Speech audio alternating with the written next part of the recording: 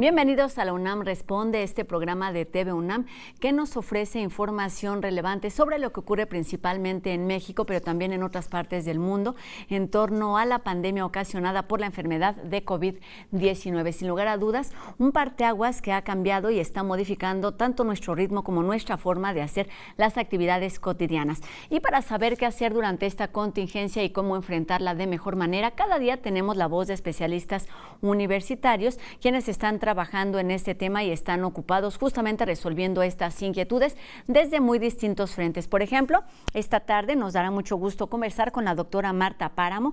Ella es socióloga, psicóloga y terapeuta familiar, quien coordina el proyecto de Escuelas en Red Unidas en la prevención de riesgos psicosociales, y justamente estaremos platicando sobre cuáles son las comunidades y los grupos más vulnerables que están resintiendo esta pandemia desde el punto de vista emocional. Recuerden que pueden hacer junto con nosotros este programa, pueden seguirnos a través de todas nuestras redes sociales, estamos completamente en vivo por la señal de TV UNAM y también a través de Facebook. Y pueden hacernos llegar sus comentarios también a través de los números de WhatsApp que están apareciendo en su pantalla. Por supuesto, tenemos cultura y algunas otras recomendaciones con información importante sobre estos grupos vulnerables y también información a tomar en cuenta para saber cómo actuar dependiendo la situación en la que nos encontremos.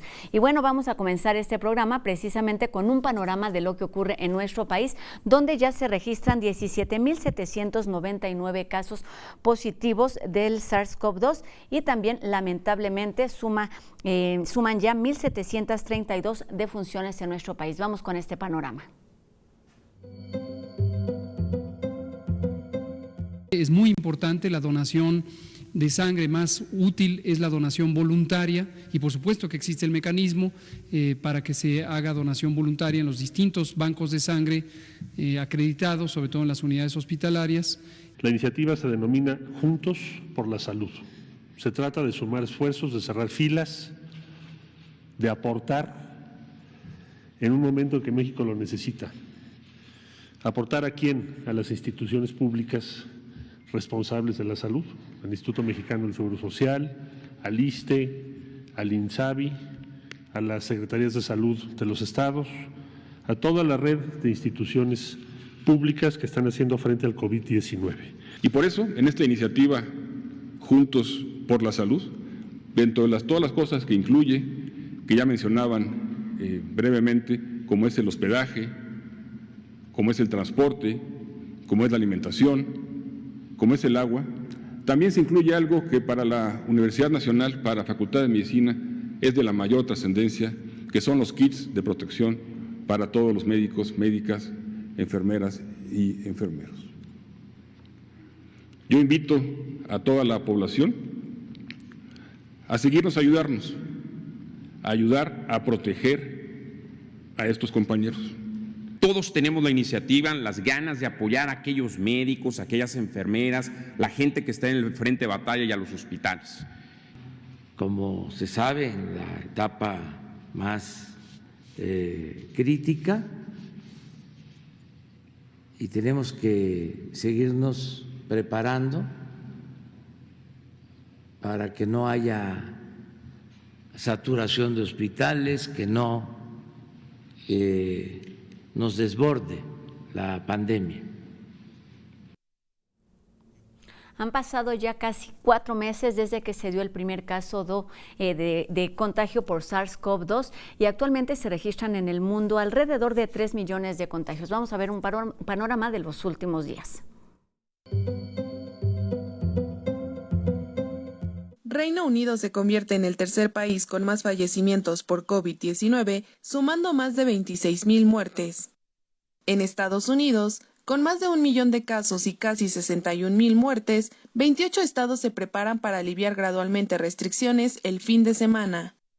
En Italia, el primer ministro Giuseppe Conte dijo que el levantamiento del bloqueo por coronavirus se realizará gradualmente y considerando los diferentes niveles de contagio en el país. España registra su cantidad más baja de muertes diarias en casi 6 semanas, con 286 fallecimientos. Alemania extiende medida de distanciamiento social hasta el 10 de mayo.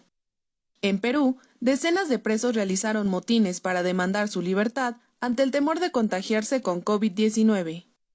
En Colombia, migrantes venezolanos bloquean carretera en Bogotá para que se les permita cruzar la frontera y puedan regresar a su país.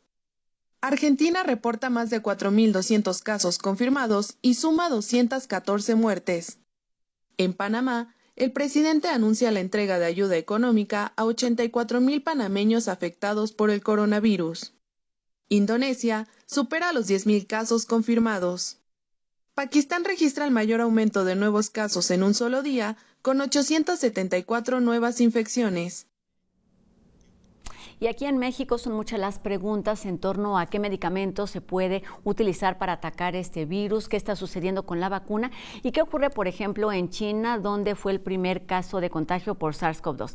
De esto nos habla el doctor Carlos Rosales en la siguiente cápsula. Buenas tardes. Qué bueno que sigue con nosotros en La UNAM Responde. Veamos ahora más preguntas de nuestro público. Nos preguntan, ¿qué significa que hay una segunda ola de infección en China? En realidad, en Asia, en algunos países como Corea, Singapur y sobre todo en Japón, cuando parecía que el número de infecciones ya no aumentaba, apareció nuevamente un gran número de personas infectadas. Esto es lo que se denomina una segunda ola. Aparentemente, cuando las personas se empezaron a sentir confiadas, el número de infecciones aumentó. Entonces, cuando volvamos a retomar las actividades normales, no debemos bajar la guardia y debemos seguir con las reglas de cuidado de higiene para evitar que nuevamente un gran número de personas puedan infectarse rápidamente. Otra pregunta que nos han hecho ¿es verdad que la cloroquina sirve para combatir al coronavirus?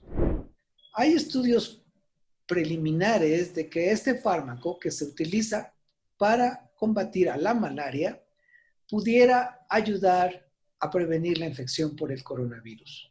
Estos estudios no se han podido confirmar y es una idea preliminar. Muchos laboratorios en el mundo están tratando de encontrar muchos fármacos ya en uso clínico como posibles nuevos tratamientos para el coronavirus. Hasta el momento, ninguno se ha confirmado y por lo tanto no podemos confirmar o negar que alguno de ellos sea útil para tratar al coronavirus. Una pregunta más. ¿Es cierto que se puede hacer con el plasma de las personas que se han recuperado una vacuna? No, eso no es una vacuna. Lo que sucede es que las personas que se han recuperado probablemente ya generaron inmunidad y entonces en su plasma, esto es en sangre, puede haber anticuerpos que su sistema inmunológico produjo contra el coronavirus. Estos anticuerpos, si son del tipo neutralizante, esto es que pueden bloquear al virus y ya no ser infectivo, serían útiles para bloquear la infección de un virus. Sin embargo, esto tendría que probarse primero, esto es de que existen esos anticuerpos, de que son realmente anticuerpos que pueden bloquear la infección y tercero, de que pueden utilizarse para tratar a otras personas. Es una idea interesante, es posible, pero es muy preliminar. Por el momento, la mejor defensa contra la pandemia es evitar la infección. Cuídense mucho siguiendo las recomendaciones y nos vemos en otra ocasión a distancia. Si puede, quédese en casa.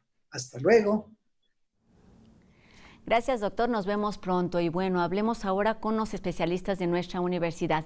Y es que quizá uno de los impactos más difíciles de medir con esta contingencia que nos tiene viviendo en medio del encierro y bueno, con una vida cotidiana completamente transformada, sea uno de los ámbitos más difíciles de medir. Se trata del emocional y del social. Para platicar de este tema y darnos un poco de tranquilidad sobre lo que es normal y cómo podemos ayudarnos a todos y a las comunidades más vulnerables, nos ponemos en contacto con la doctora Marta Páramo Riestra. Ella es, les decíamos, socióloga, es también asesora de la Dirección General de Incorporación y Revalidación de Estudios de la UNAM, mejor conocida como DEGIRE, donde se reúnen distintas instituciones de educación. Doctora, buenas tardes, un gusto saludarla y qué gusto es que esté con nosotros aquí en la UNAM Responde. Buenas tardes, un gusto estar con ustedes y sobre todo la oportunidad de poder compartir un poco estos componentes y estas variables sociales y emocionales que se están poniendo en juego ahora con la pandemia.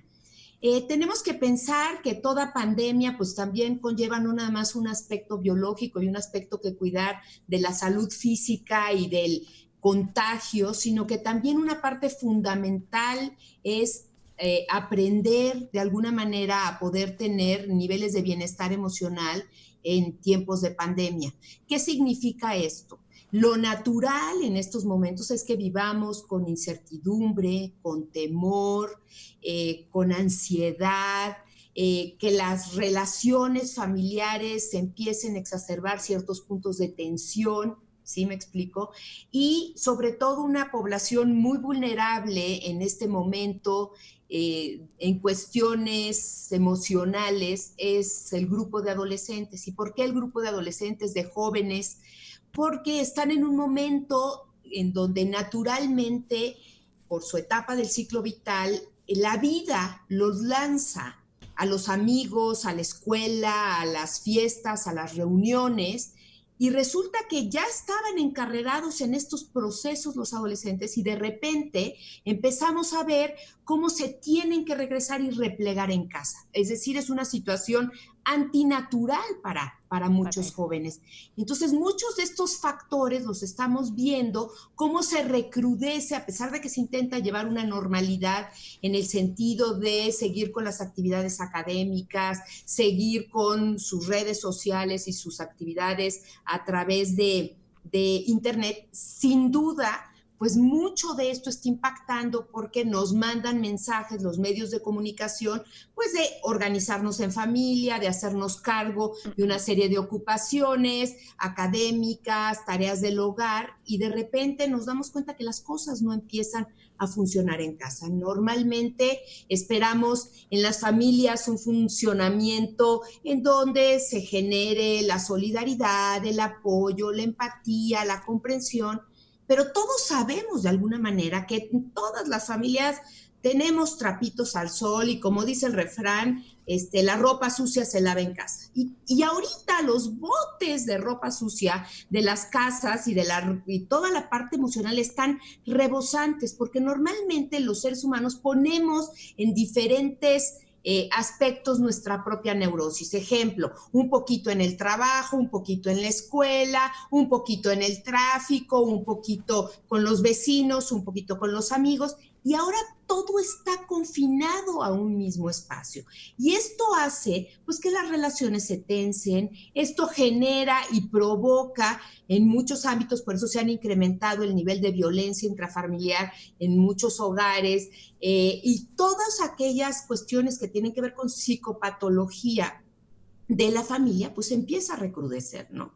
Entonces ahí es donde tenemos que ver como los aspectos más importantes porque suponemos que la familia puede ser el lugar privilegiado para poder estar acompañándonos en esta epidemia y empiezan a salir cosas pues muy, muy complicadas y muy difíciles, particularmente con los jóvenes y con aquellas parejas que ya vienen arrastrando problemas de pareja. Pues sí, doctora, retomando esto de que es una situación natural la que estamos viviendo y que son normales, digamos, este tipo de emociones y también este tipo de actitudes, me gustaría que habláramos de este tema porque, bueno, no es la primer pandemia que se vive en la humanidad, pero me parece que sí es la primer pandemia que nos da la oportunidad de replantear nuestras emociones y nuestro comportamiento social, porque quizá nunca antes habíamos estado tan expuestos y también tan comunicados. Entonces, ese es otro factor que puede afectar de manera directa la forma en la que vivimos esta contingencia, doctora. Así es. Yo coincido con usted en que difícilmente en otros momentos de la historia, al menos teníamos la información y teníamos esta situación en donde estamos involucrados todo el mundo.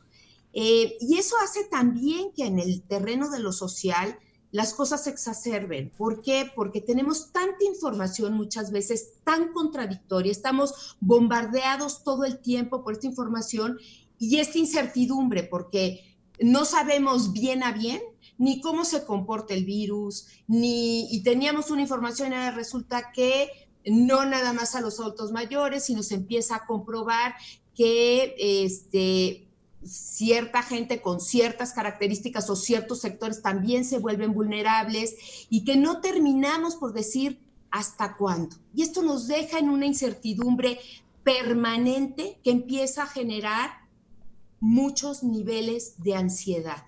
Y cuando estos niveles de ansiedad empiezan a surgir en el terreno de lo social y en el terreno de lo familiar, lo que tenemos es que empezamos a sobrecalentar y a tensionar estos vínculos. ¿Por qué? Porque empieza a haber un contagio de estas ansiedades y pueden ser ansiedades de tipo persecutorio, es decir, el mal está afuera, nos podemos contagiar, el vecino trae, no se está cuidando, la verdura viene contagiada. Entonces se exacerba esta cosa de tenemos que tener mucho cuidado contra el peligro. Y muchas veces también encontramos defensas contrarias a esta cosa persecutoria que es como la omnipotencia de aquí no pasa nada.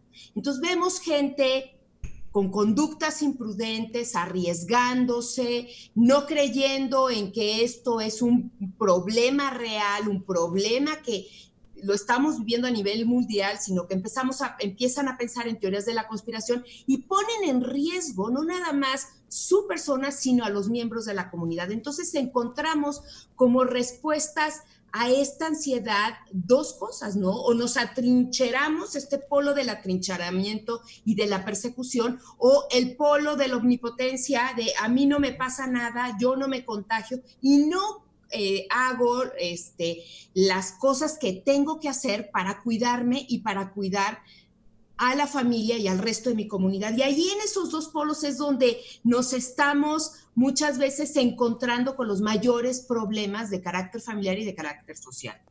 Lo que se tendría a hacer, entendería, es buscar un equilibrio para que estas emociones y estas sensaciones que tenemos a nivel personal no impacten de forma muy agresiva, digamos, en lo familiar, pero tampoco llegue a lo social. ¿Cómo lograr este equilibrio? ¿Cómo entender este término justo de psicosocial, doctora, en este término y en esta contingencia?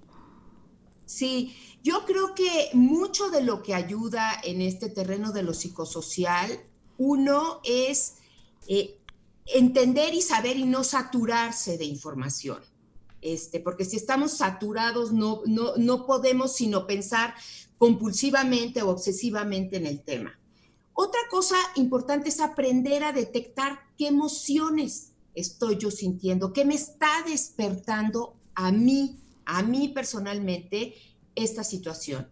Y otra parte es la posibilidad de comunicarlo. Por ejemplo, nosotros en el Sistema Incorporado de la UNAM estamos armando redes de contención y de acompañamiento emocional para poder hablar de lo que nos está pasando, para poder acompañarnos sin tener sesiones de psicoterapia profunda, sino redes de acompañamiento emocional en las cuales le demos la oportunidad a través de los medios tecnológicos de reunirnos y hablar a mí qué me está pasando, yo cómo lo estoy viviendo, yo qué recomiendo, yo en dónde me atoro, a mí qué me ha funcionado. Y este acompañamiento nos hace sentir, primero, que lo que nos pasa en nuestro sufrimiento, en nuestra soledad y en nuestra angustia no es único, sino que también lo vive el otro y que resuena con empatía y que entiende muchas veces lo que a mí me pasa.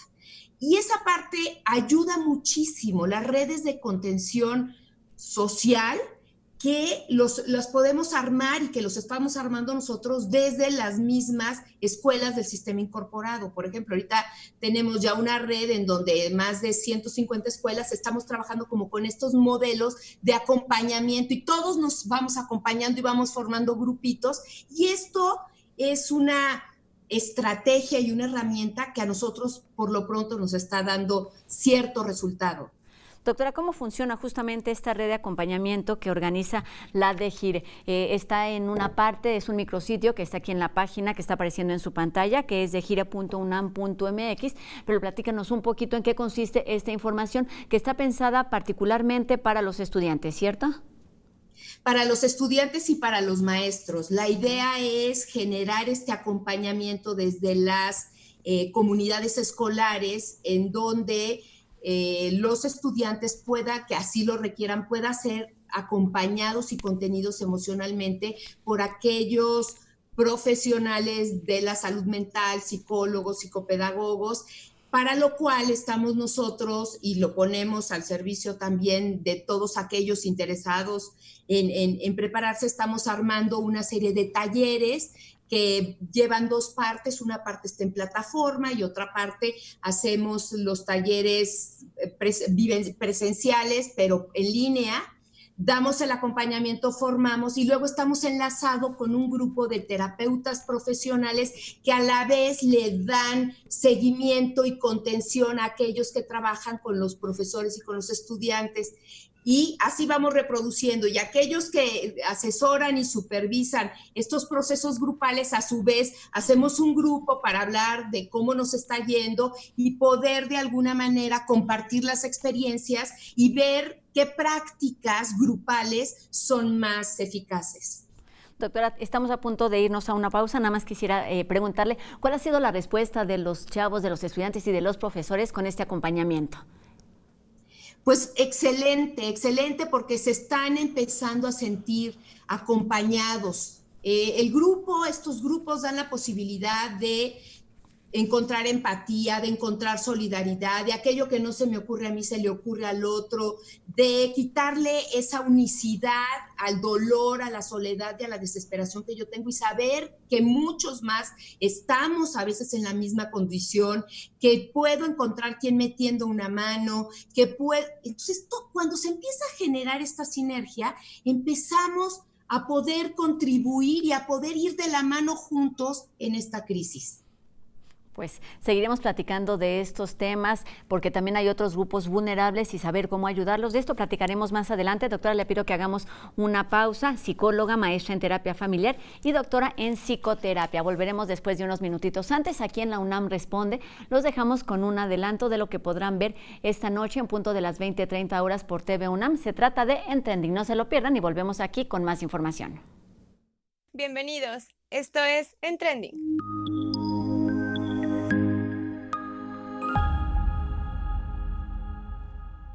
La tendencia estos días en las redes sociales, además de la contingencia en la que vivimos, ha sido nuestra naturaleza. El pasado 22 de abril se celebró el 50 aniversario del Día de la Tierra. Por esta razón, les hablaremos de la salud ambiental, su importancia, sus beneficios, así como sus repercusiones que ha traído con ella esta pandemia. En el reportaje de hoy hablaremos de las energías renovables frente al petróleo, desde el área económica y de la ingeniería. En entrevista con el doctor Alberto Montijo del Instituto de Ecología de la UNAM, nos habla del impacto que ha tenido la ausencia de actividad humana en la naturaleza. Un estudio de la UNAM nos ayuda a entender mejor cómo y por qué se transmiten los virus de animales a personas, por ejemplo, de los murciélagos. Además, les daremos recomendaciones que pueden hacer desde sus casas para la preservación y conservación del medio ambiente y así poder tener una mejor calidad de vida.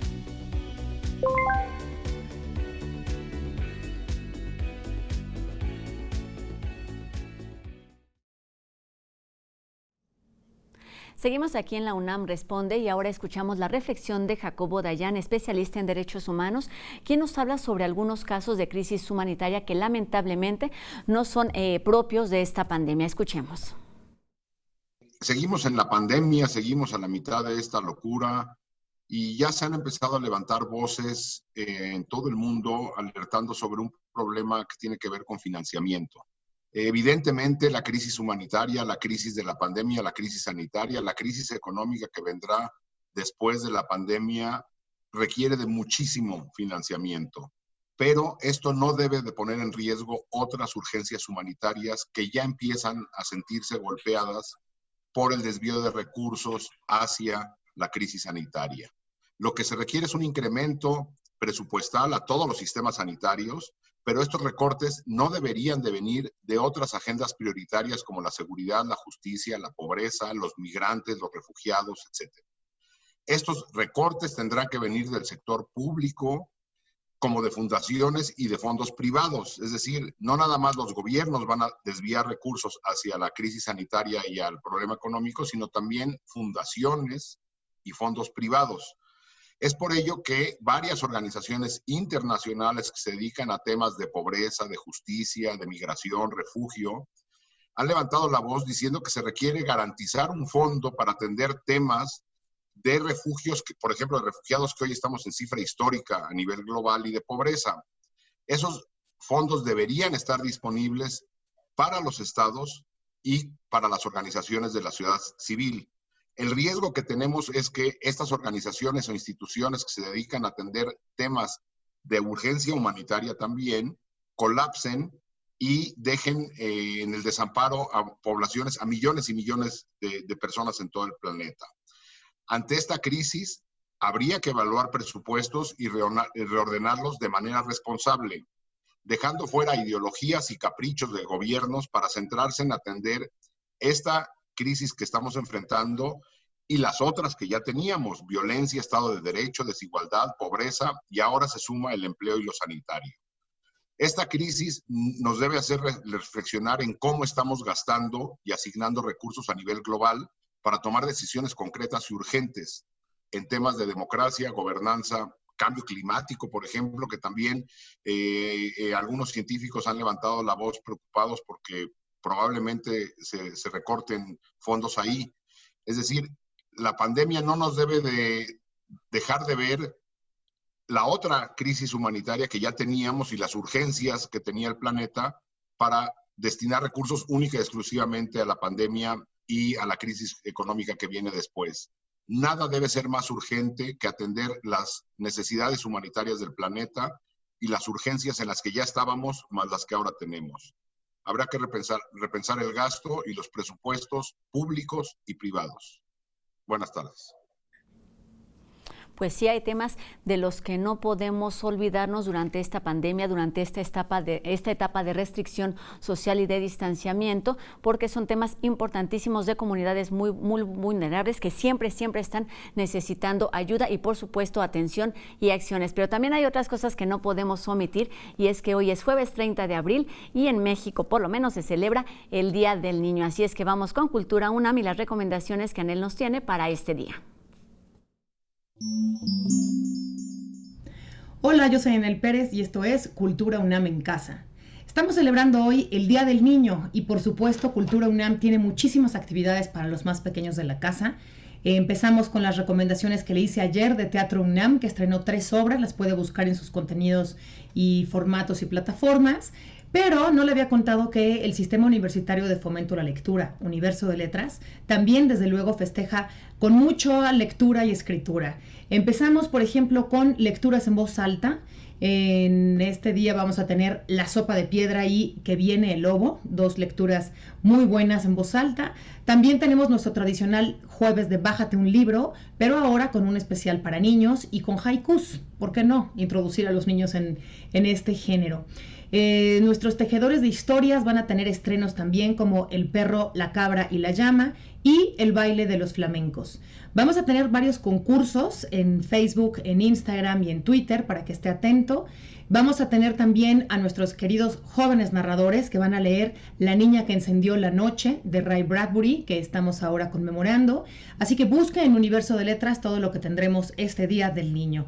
Y también del Museo Universitario de Arte Contemporáneo, el MUAC, que siempre se preocupa por las familias y por los niños, ha preparado también varias invitaciones. Uno de ellos es a que sigamos el tutorial para niños Coleccionar Palabras, en el que se nos trata de ayudar a entender qué es una colección, cómo se forman, y esto, aunque no lo crea, a través de pintarnos los labios y dar besos en hojas, y que tiene que ver con las sílabas. No le cuento más para que vaya usted y lo averigüe por su propia cuenta. Sigue abierto también Hagamos un Museo, que es esta invitación que se nos hizo a enviar nuestros videos con una obra de arte que hayan hecho los niños en el Museo Virtual del MUAC, y hoy, a partir de eso, vamos a hacer El nacimiento de un poema, que es una especie de cadáver exquisito hecho justamente a partir de estas obras de arte. Finalmente hablaremos también del libro de artista Jardín de Niños, que hiciera en su momento Vicente Rojo con José Emilio Pacheco. Es un poemario bellísimo, aunque un poco rudo, así que no se lo pierda, esta y todas las actividades que tiene Cultura UNAM para los niños. Y desde luego en TV UNAM, como siempre, una buena programación. Hoy le invitamos al estreno del Enemigo Interior con Epidemia. Es de Alfred Dupont, es un documental de 2016 que cuenta la historia de cómo y por qué el brote de ébola en África Occidental no se detuvo. Y esto basándose en testimonios de funcionarios de salud pública, incluido el propio presidente de Liberia y el director del Centro para el Control y la Prevención de Enfermedades y varios funcionarios de la Organización Mundial de la Salud, la OMS, que ahora escuchamos con mucha atención en nuestra propia pandemia. Así que véalo hoy a las 19:30 horas. Volvemos al estudio de TV UNAM, en donde estamos transmitiendo en vivo este programa que nos recuerda que la UNAM no para y que la UNAM responde. Quédese en casa, pero disfrute de toda la programación que tiene Cultura UNAM en casa y felicidades a los niños. Pues ahí están todas estas recomendaciones. Estemos muy atentos a las redes sociales para mantenernos ocupados, activos y creativos con Cultura UNAM desde casa. Y ahora hablemos de México Mágico. ¿Qué tiene que decirnos sobre este tema, no memes? Veamos. El ocio también puede sacar lo mejor de nosotros mismos. Vean lo que hace la imaginación de la gente. De veras que son dignos de aplausos.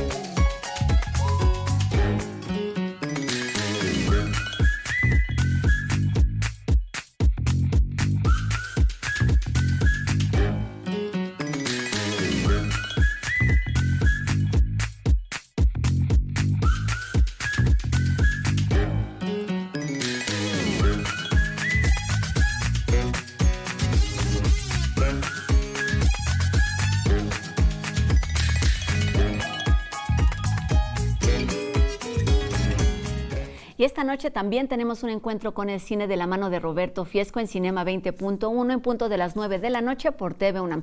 Aquí un adelanto y seguimos después de la pausa en La UNAM Responde. No se vayan. Hoy para mí es un programa muy especial. Bueno, todos son programas especiales, pero hoy probablemente lo sea más porque una de las personas que más quiero, más respeto y más admiro está con nosotros esta noche. Se trata de Elisa Lozano. Ella es una investigadora, historiadora del arte y específicamente historiadora del cine. La investigación te mete en estas dinámicas, por lo menos es mi caso, de obsesión, ¿no? Y es una pasión enorme. Y sí me gusta efectivamente mucho los archivos, porque creo que ahí es donde puedes conocer bien el proceso creativo de un artista. Por ejemplo, cuando tú tienes un negativo, pues puedes ver si está retocado, o las fotografías vintage, cómo se imprimían, y eso también pues te habla de quién era el fotógrafo y qué herramientas usaba, ¿no? Así que acompáñenos esta noche.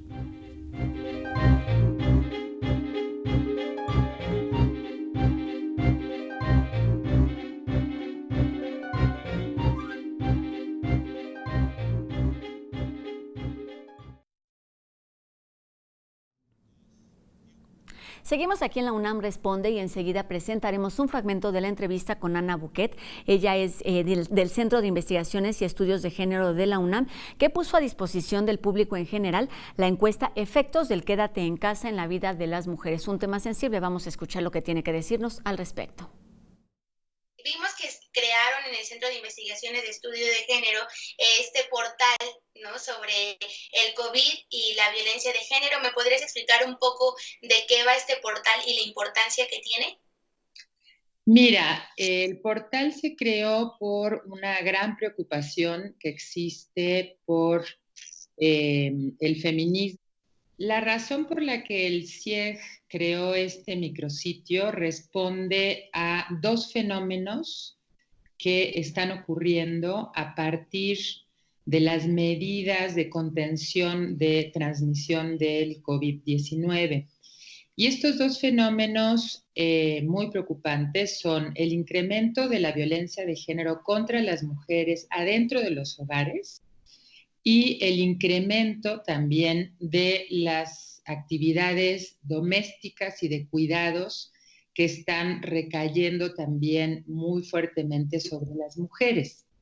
Consideramos desde el CIEG que es un momento, una coyuntura muy importante, por un lado para hacer visible que se está incrementando la violencia contra las mujeres, para hacer visible que el incremento de la violencia contra las mujeres es un problema de salud pública en México y en el mundo entero. El micrositio está pensado, por un lado, para tener todas las notas, o sea, todo lo que sale en la prensa sobre el incremento de la violencia hacia las mujeres y el incremento también de las actividades domésticas y de cuidados a nivel nacional y a nivel internacional, porque es importante decir que este fenómeno está ocurriendo en todas partes, no es exclusivo de México, aunque en México la violencia contra las mujeres es muy alta y muy preocupante.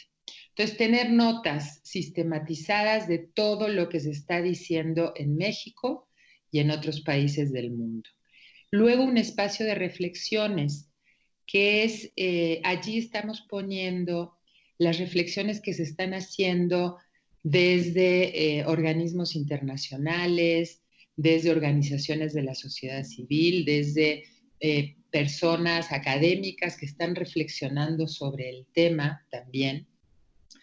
Tenemos un espacio que se llama Atención, que el sentido de este espacio es que esté toda la información a la cual pueden recurrir las mujeres que se encuentren en una situación de violencia o de amenaza de violencia, para que sepan a dónde comunicarse.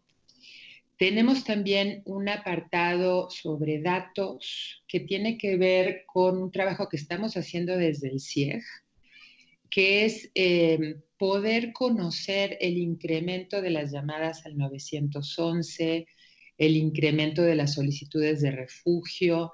Estamos en esa lógica investigando, ¿no?, a través de los mecanismos que estamos encontrando para tener información, ¿no?, y poder saber qué está pasando. Y por último, un apartado que es muy importante y muy interesante, que es una encuesta.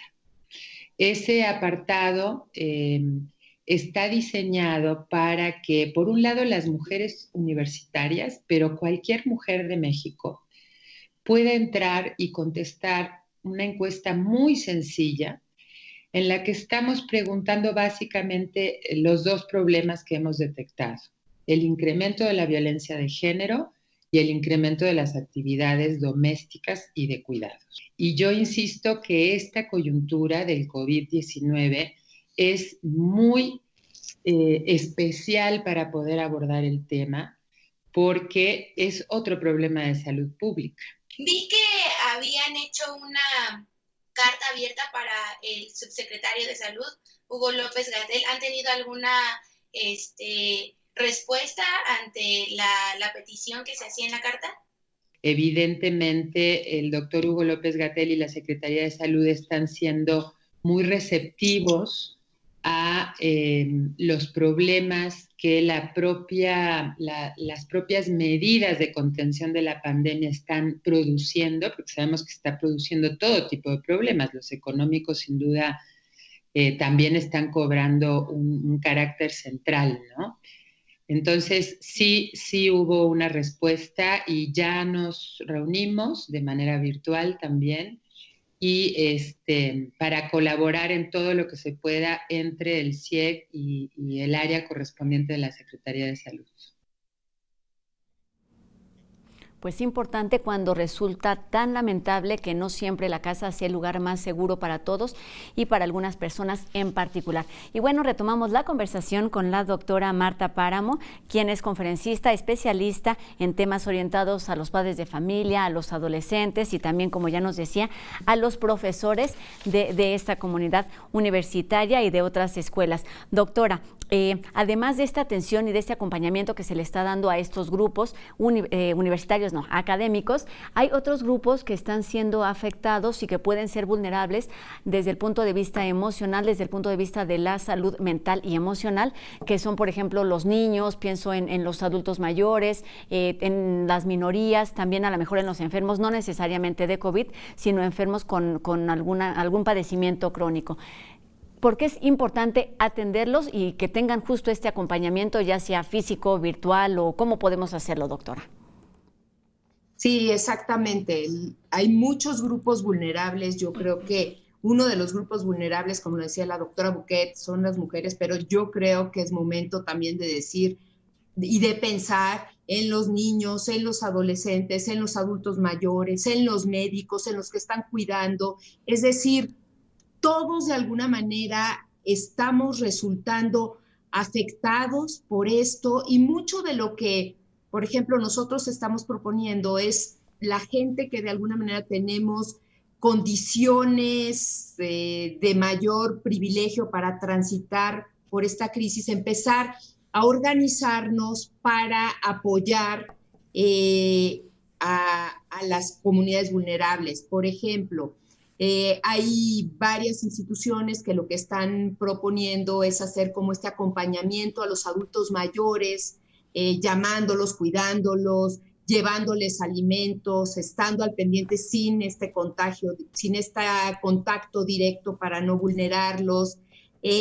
Hay muchas actividades que se han también elaborado alrededor del trabajo con los niños. Yo creo que las comunidades académicas de las escuelas de este país están haciendo maravillas, los maestros, en trabajar con niños en etapa preescolar, de primaria, y poder tener acceso a una serie de actividades que puedan también llevar a cabo a través del acompañamiento. Yo creo que hoy tenemos experiencias de todas partes del mundo, tenemos buenas prácticas con los grupos vulnerables que podemos ir recabando de muchas voces que ya han echado a andar programas y proyectos, y no dejar de ver que todos estamos en una condición de vulnerabilidad, de crisis emocional. Unos las sorteamos de una manera, otros las sorteamos de otra, pero no pensar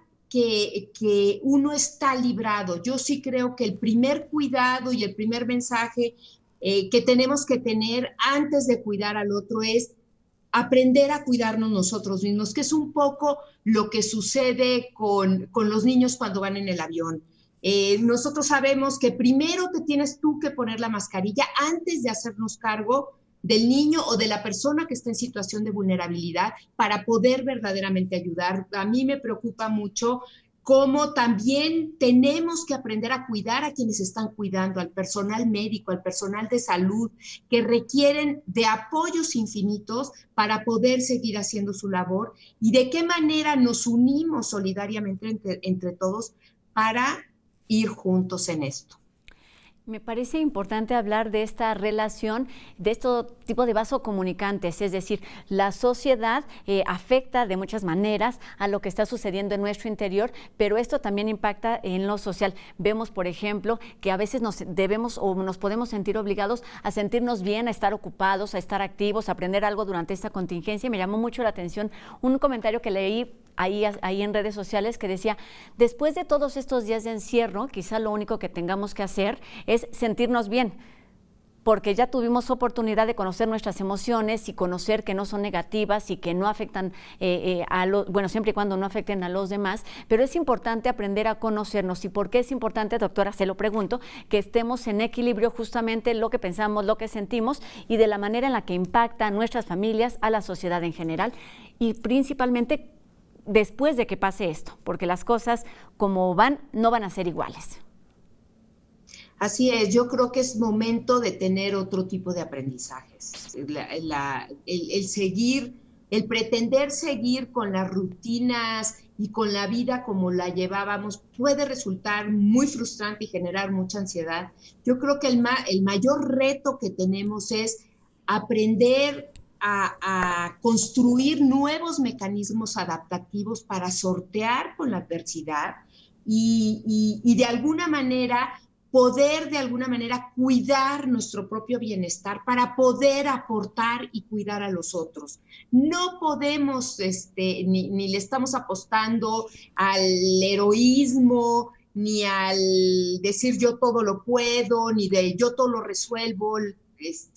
Tenemos que aprender a repartir el pastel de las actividades del hogar, de la chamba, de la presión emocional, y aprender juntos a que todo el mundo tenemos que agarrar un pedacito de ese pastel y hacernos cargo y hacernos responsables y enfrentarnos con mayor creatividad a estos retos. Y yo creo que la sinergia de los grupos ayuda a que entre todos podemos más que una sola cabeza, que un solo equipo. Hoy estamos trabajando todos en equipo y ayuda mucho también darle sentido a este encierro y a esta crisis a partir de lo que uno puede hacer por contribuir en familia, en el ámbito laboral, en el ámbito económico, en el ámbito de las tareas del hogar, en el ámbito del cuidado, en el ámbito de la acción social o del servicio social. Es decir, todo esto son herramientas que nos van ayudando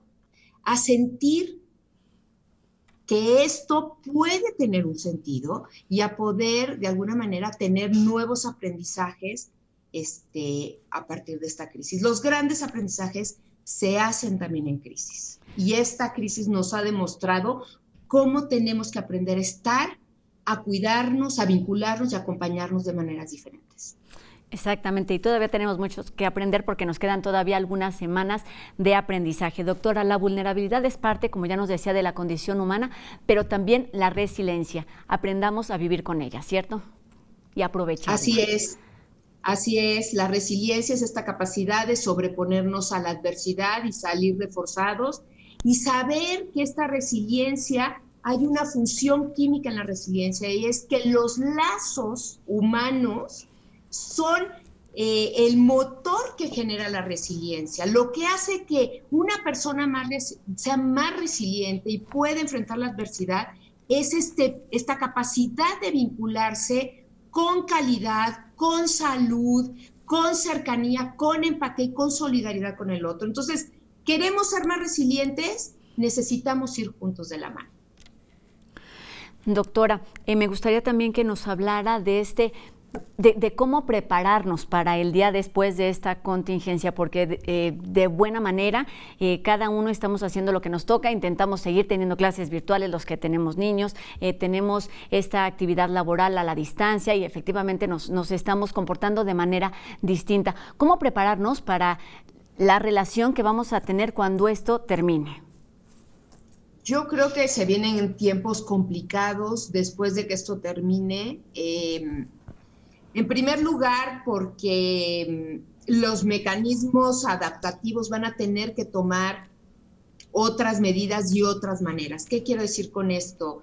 Estamos esperando, de alguna manera, que la vida cotidiana, tal y como la entendíamos antes del COVID, quede trastocada. Estamos viendo que los efectos a nivel económico, a nivel político, a nivel social, van adquiriendo una relevancia y sin duda el coletazo de todo esto lo vamos a sentir y a resentir, pero yo soy una convencida de la importancia en este momento de vivir el aquí y el ahora y de tomar la experiencia del día de hoy como parte de mi vida y tratar de alguna manera de no futurearle, porque si le andamos futureando, de por sí andamos combatiendo la crisis más o menos como vamos pudiendo,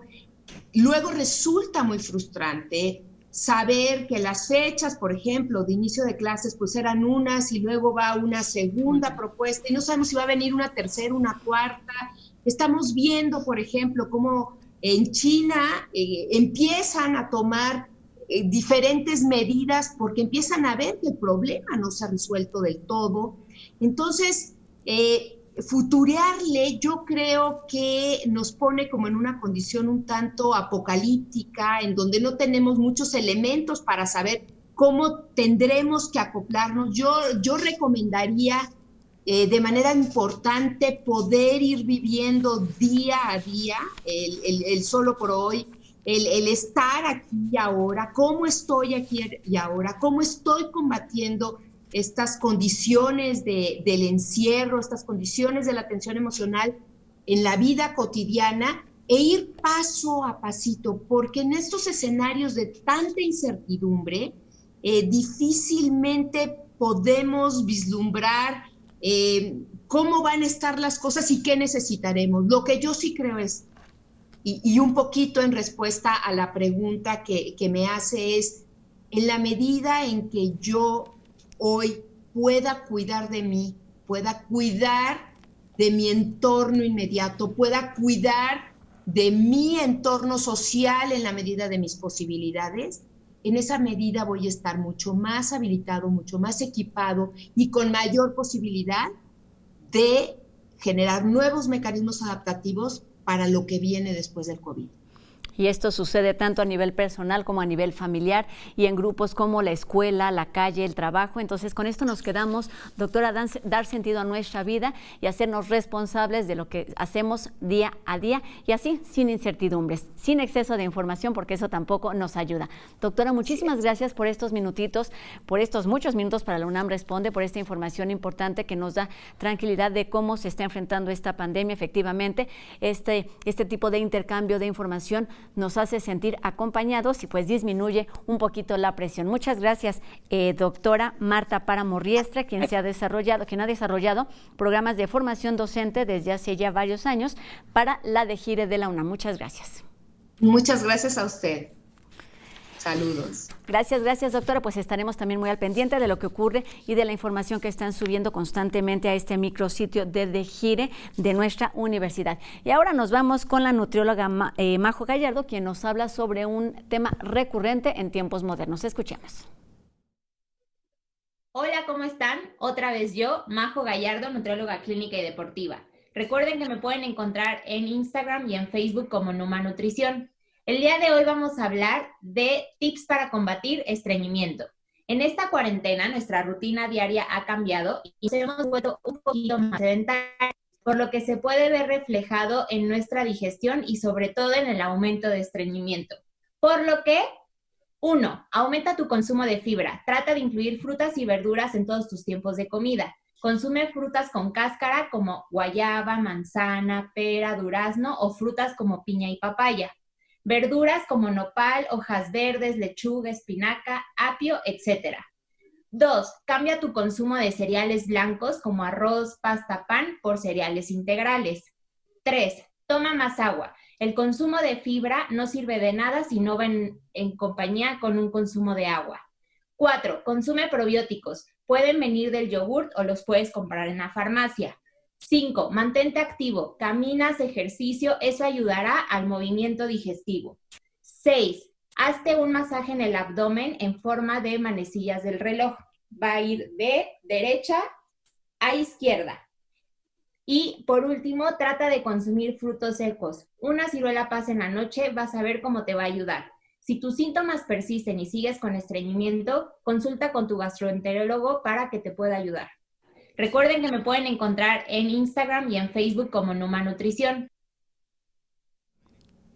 Pues terminamos este programa de la UNAM Responde con varios consejos importantes. Cuidemos nuestra salud física, pero también la emocional y también la mental. Mucho que hacer durante estos días de contingencia. Sigamos las recomendaciones de higiene y también las recomendaciones de quedarnos en casa. Seguimos en la etapa 3. Nunca ha sido tan importante seguir todas estas recomendaciones porque si nos cuidamos a nosotros, cuidamos a todos los demás. Gracias a todos los que nos acompañaron a través de nuestras redes sociales. También gracias a todo el equipo de TV UNAM que hace posible esta transmisión. Nosotros los esperamos aquí mañana en punto de las 2:30 de la tarde, completamente en vivo en La UNAM Responde. Adiós.